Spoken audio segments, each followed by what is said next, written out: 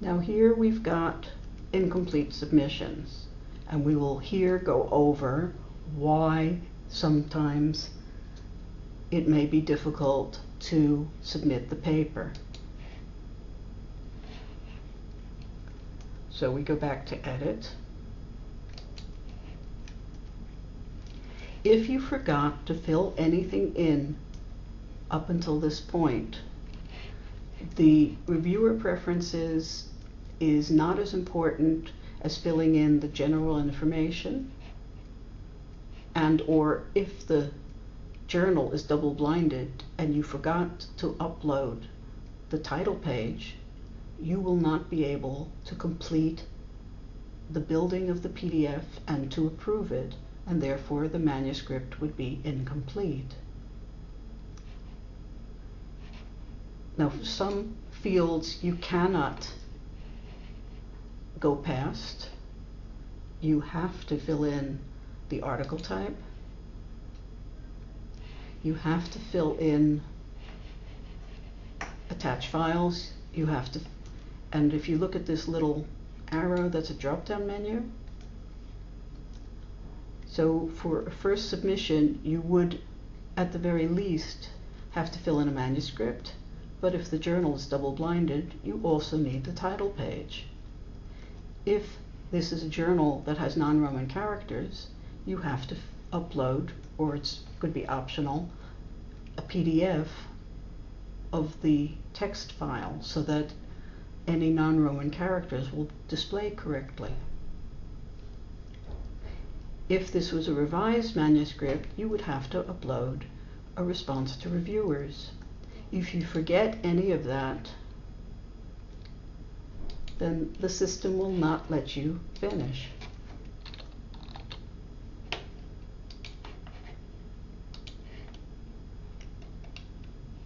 So here I've got a title page that I don't need. That's an old one. So if I click on select, I can remove it. And you have a manuscript. So that's correct. So we proceed. It wanted a region of origin. That has to be filled in. It wants a section or category. Some journals may have this, some journals will not. Keywords and abstract are mandatory for everything except something like a book review. If you forget to fill this in, you will not be able to complete the submission. Some journals have classifications, others do not. If they do have classifications and you forget to fill it in, you will not be able to complete the submission. Some journals will ask which editor you want. Some journals do not have this. That is not a problem in completing the submission. Some journals ask for suggested reviewers, others do not. That is also not a problem to complete a submission. However, this questionnaire must be filled in. And where it asks for the character count, you must not put in a comma there. Because what will happen, we can go to proceed as much as we want.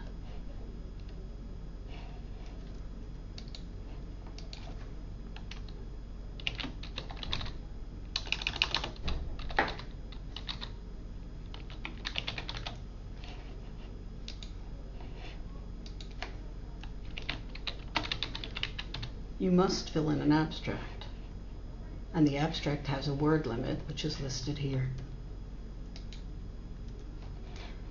You can change your author names there.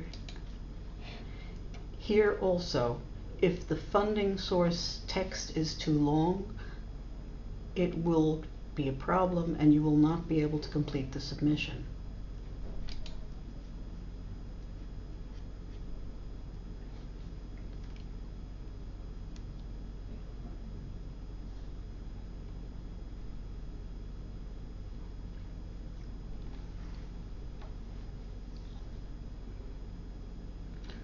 At this point,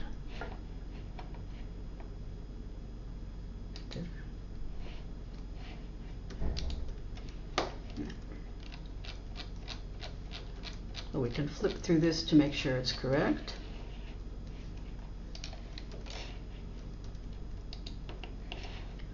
In this case, it did accept that I put a comma in. In the past, it would have not been possible. At this point, you have to click the I agree with Brill's ethical behavior policy. If you do not do that, you will not be able to approve the submission. If I do see here that I had to fix something, I can use edit. I can go back and then go back to wherever I think I made my error.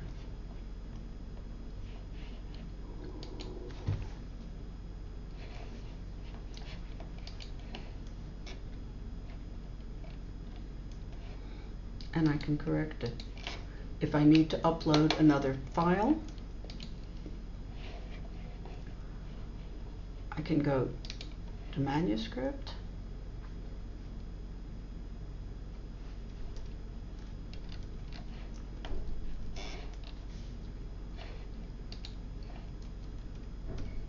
or to attach files. If I see that I have to replace a file, if I click on select, I can remove it. If I need to add a file, I go to the item I forgot to upload. I go to the item type and I choose it and ensure that the description is correct for the item type I have just uploaded.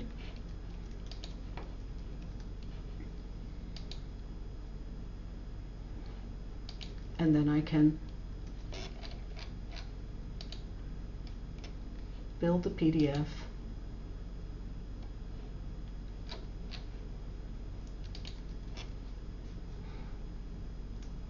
and approve it. You must approve the PDF to complete the submission. If you do not, it will remain in your inbox as an incomplete submission, and the editor will have no idea that you were starting to upload a paper. So what I want to do now is to look at the submission by opening the PDF, and then, which I've just done, and then I approve it. If for some reason I decide that I do not want to submit that paper at all, at this point you can still remove it. And it asks, because I didn't look, it said you have to look at the PDF. But I'm sure enough that that's correct, and so I approve the submission.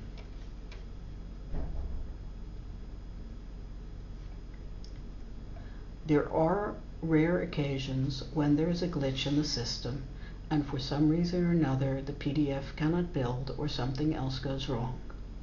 If you should experience any problems, you can contact the Brill's Editorial Manager support group at em@brill.com.